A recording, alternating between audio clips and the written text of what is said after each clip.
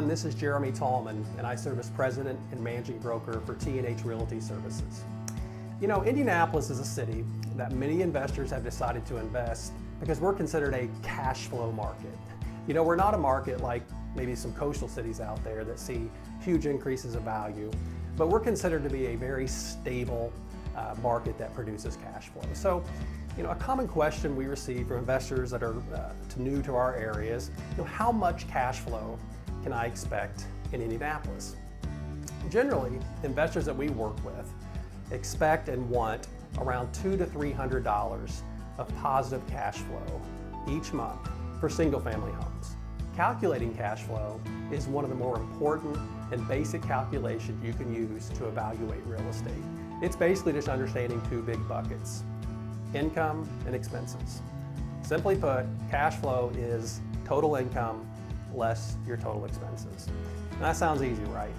Well, it should be if you have a good grasp on both your income and expenses. Let's start with income. Let's say you purchase a single family home that'll rent for, let's say, $1,200 a month. Also assume that there's no other forms of income out there for you like you might have in a multifamily where you get laundry income, for example. So your total income for that property is $1,200 a month, pretty simple. Now, expenses can be difficult to understand because there's so many out there to consider. Some expenses could be your mortgage, property tax, crisis maintenance, preventative maintenance, property management fees, reserves for capital improvements, vacancy, city registration fees, utility fees that could be your responsibility, HOA fees. There's just a lot of expenses out there that you need to consider. So, if you choose to self-manage your home, you can have other expenses in there as well. For example, you're probably going to have attorney's fees because you need an attorney to create a very solid lease for you, and then you'll may need to consult that attorney on an ongoing basis when landlord-tenant issues arise. You're going to have advertising fees that you may not have if you employ a property manager.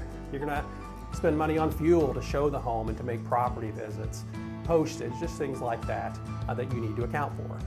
And since all situations may vary a little bit, I'll just go right to the bottom line and say your expenses for a given month will be that you budget $925. So your cash flow in this scenario is simply the $1,200 less than $925, which is $275 of cash flow. So clearly there are some factors you need to consider when assessing your cash flow. First is you must always budget for vacancy. Vacancy will happen for you. Most models out there, experts feel like 5% on single family homes is a good number to use for vacancy. I like to push that maybe to 10% just to be conservative. It's very important to minimize your vacancy because vacancy in single family homes is a cash flow killer.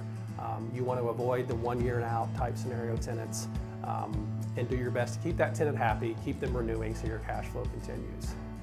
Secondly, cash flow will not be evenly distributed. When we say that investors here in Indianapolis expect $200 to $300 a month in positive cash flow, we don't mean every single month.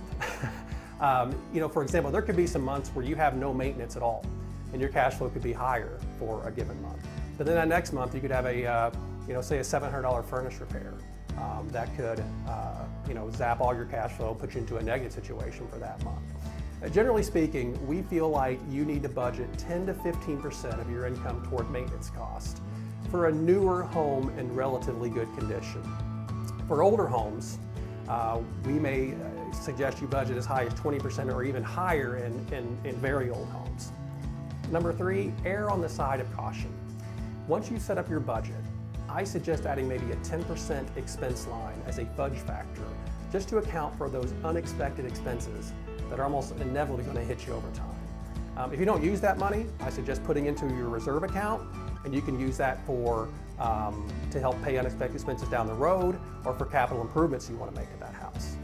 Number 4, cash flow is just one analysis. Clearly it's an important analysis, but it doesn't take into account several key components that are important to real estate, such as loan pay down, market appreciation, tax benefits. So in conclusion, I've linked to a really nice cash flow calculator out here in this blog, and there's also a table out there that'll kind of give you a basics for what you should budget for maintenance depending on your property and vacancy depending on your property that I think you'll find very helpful. Again, this is Jeremy Tallman with T&H Realty Services. If you have any questions about cash flow or investing in the Central Indiana market in general, please don't hesitate to contact us, and thanks for watching.